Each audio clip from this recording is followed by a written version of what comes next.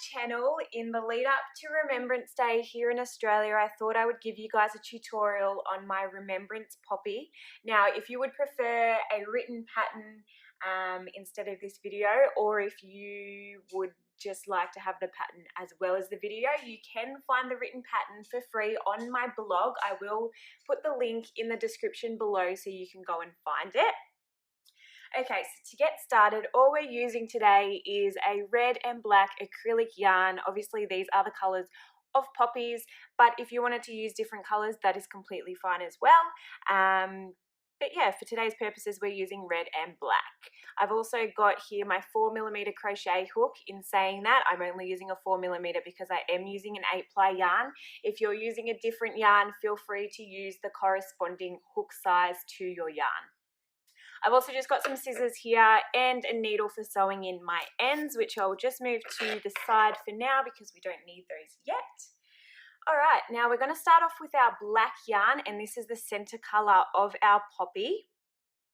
So just go ahead and find the end there.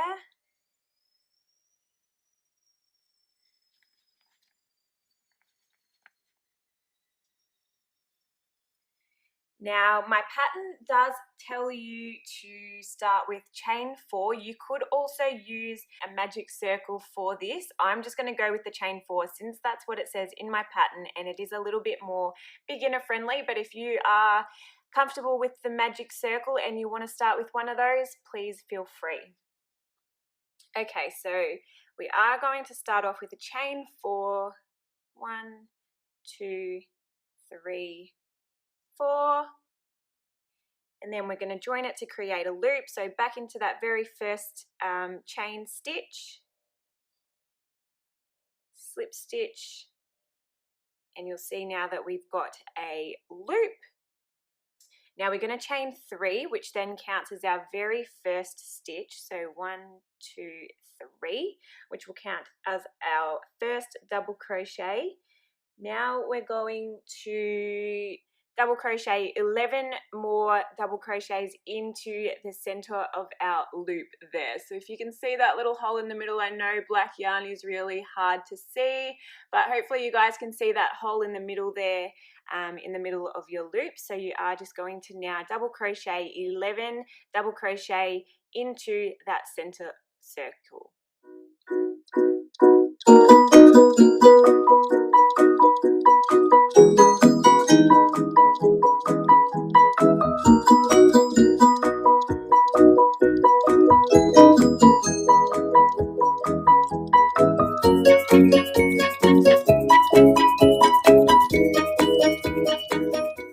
And 11. So including that first chain 3 that we did at the beginning of the round, we should have a total of 12 double crochet in our circle. Just pull the center nice and tight to close up that hole in the middle. Don't worry if you do have a little bit of a hole, because when we sew in the end later, we will close up that hole. Now we're just going to go back into that very top chain stitch from the beginning of the round, and we're just going to slip stitch to join that together. Now we're going to start with our red yarn. So you can move your black to the side because we're finished with that now. So take your red yarn. We're now going to join it with a slip stitch into any stitch, it doesn't matter which one.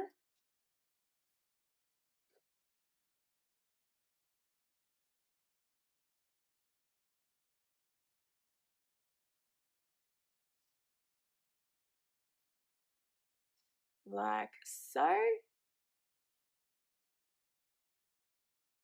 We're then going to chain 3. Now, to save you sewing in these ends at the end of the poppy, I'm just going to crochet over the top of them. It just saves you a little bit of work at the end. You're welcome to sew them in at the end if you prefer, but I'm just going to crochet right over the top of them to save myself a little bit of work at the end. So 1, 2, 3. We're now going to double crochet into that very same stitch that we've just joined into. So that's 2 double crochet, including the chain 3 that we've just done. And now we're going to do 2 double crochet in every stitch around. You should end up with 24 stitches at the end. So I'm just going to go ahead and do that now, and then I'll meet you back at the end of round 2.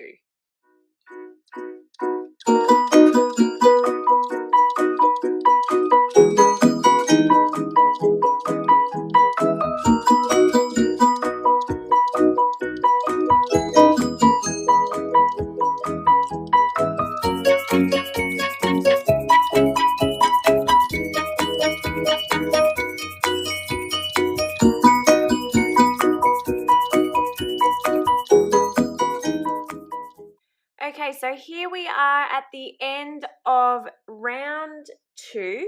Now, like we did on the last round, we are just going to slip stitch into the top of that chain 3 to close off this round.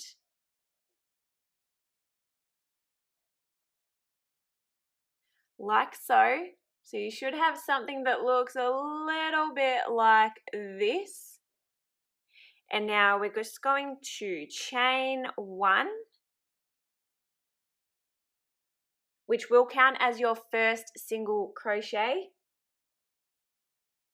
And then we will single crochet into the very next stitch.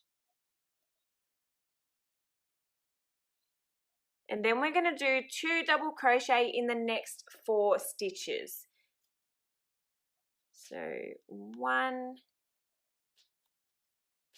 2, moving to the next stitch, 1, 2, to the next stitch, 1,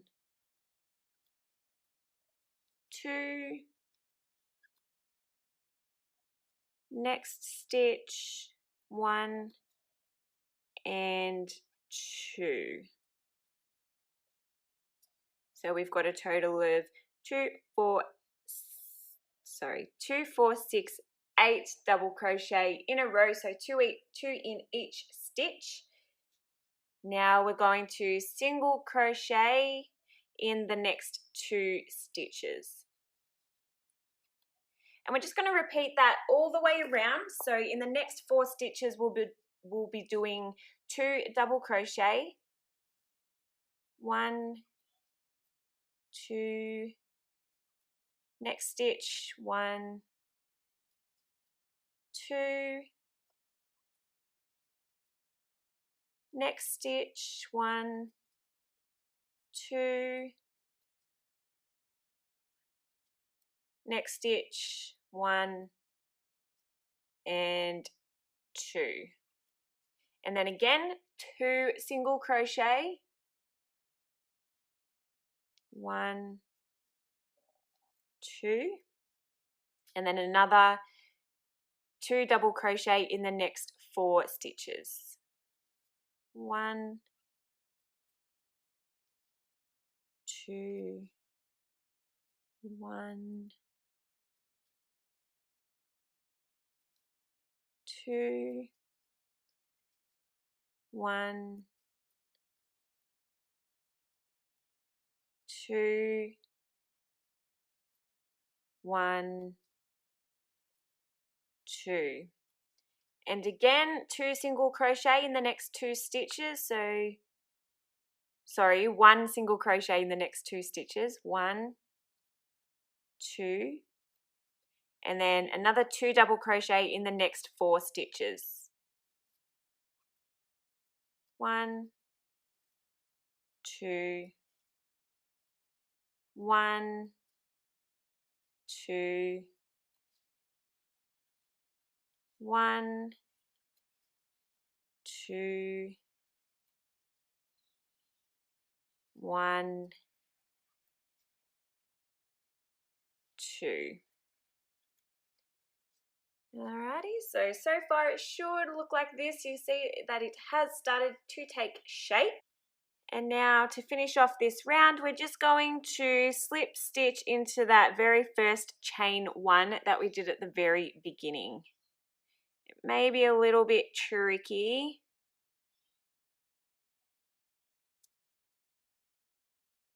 There we go. And that's the end of round 3. So now we're going to slip stitch into that very next stitch, just like so. And now we're going to be doing 2 single crochet in the next 8 stitches. So 1, 2, 1, 2, 1, 2, 1, 2, 1, 2, 1, 2,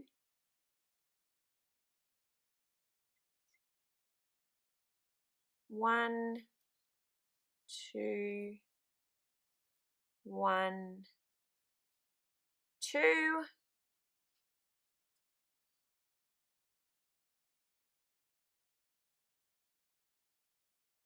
and then we're going to slip stitch into the next 2 stitches. So slip stitch, slip stitch, and then we'll just repeat that pattern around. So we're going to, again, 2 single crochet in the next 8 stitches. So 1, 2, 1, 2, 1, 2, 1, 2, 1, 2, 1, 2, 1, 2, 1, 2, and then we're going to slip stitch in the next 2. So basically you are single crocheting into all the double crochets that we did in the previous round, and then you're slip stitching into the single crochets from the previous round. So slip stitch, slip stitch, and then again with the 2 single crochets in the 8 double crochets.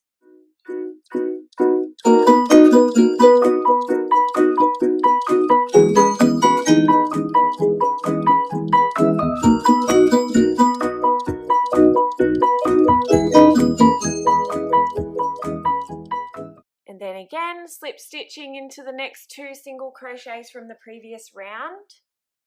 1, 2, and then this will be the last set of 2 single crochet in the next 8 double crochet from the previous round.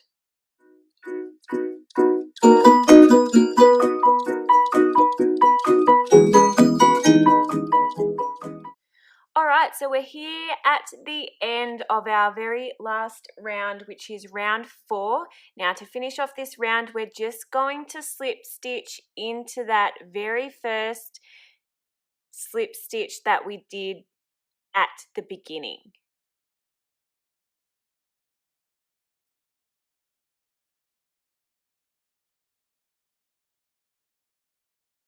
Now it might be a bit tricky, as you can see, because I've done it quite tight.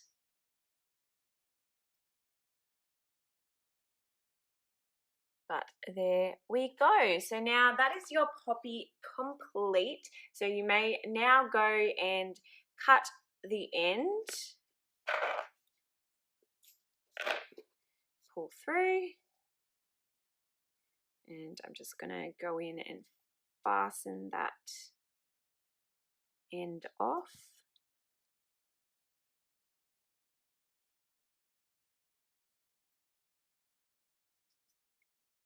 And now I'm just going to go in and sew in these ends, and I'll meet you back here for the finished product.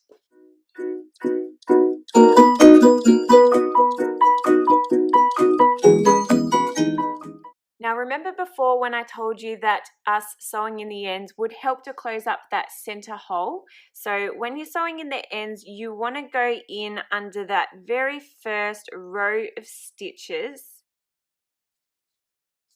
like so. Hopefully you can see. I know black is very hard to see when you're crocheting. Let me try and refocus this camera. There we go. So I'm just going in, and this is the wrong side of the poppy, by the way. So just going in under these center stitches.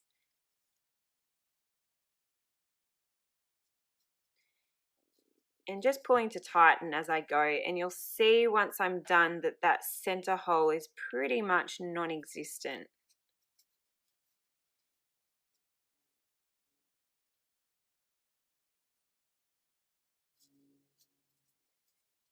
All right, so just keep going until you feel that it has fastened enough for you and that the hole can't be seen. So as you can see, there's no center hole anymore, which is great. So I'm just going to go and trim that end off. And those ends that we crocheted over before. And now I'm just going to go ahead now and sew in this red end.